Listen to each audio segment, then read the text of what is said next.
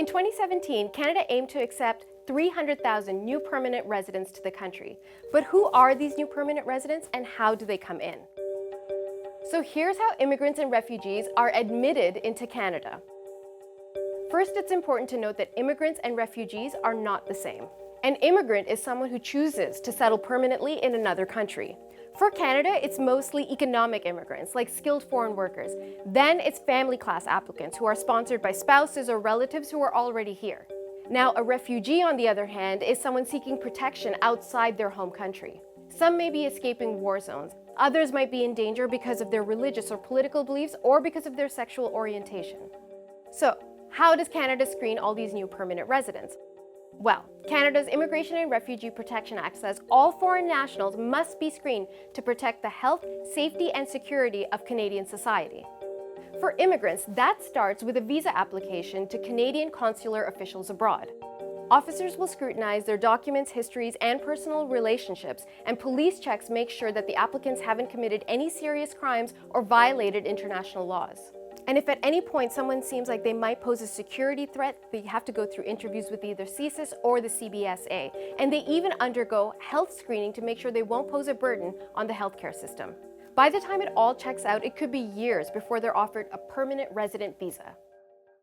For refugees, the process is similar but more complicated. Canada's refugee screening process is divided into two categories: resettled refugees and asylum seekers. Resettled refugees start their applications abroad.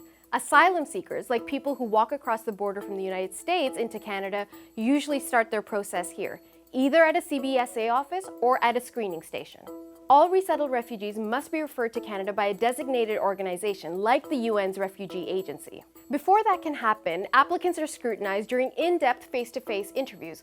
All refugees to Canada go through at least 2 of these interviews. Identities are confirmed using biometrics like fingerprinting and facial recognition. Travel histories are cross-checked with international partners, and the names are run against databases of known or suspected terrorists, spies, and war criminals. Then CSIS, the CBSA, and the RCMP can screen even further. Only after all of that can a person be granted refugee status to come to Canada.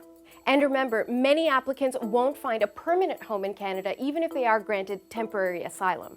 Of the 15,000 in-country refugee applications processed in 2016, about a third were rejected. And that's not counting the hundreds of applications that were already terminated because the applicants either had criminal records or they abandoned their claims. Whether someone comes here as an immigrant or a refugee, the process is thorough. One security source tells us if there are any remaining concerns about an applicant, they'd sooner reject them or turn them aside than take a risk. And remember, for every applicant, there are thousands more in the queue. Want to learn more about immigration in Canada? Check out our coverage at CBCNews.ca.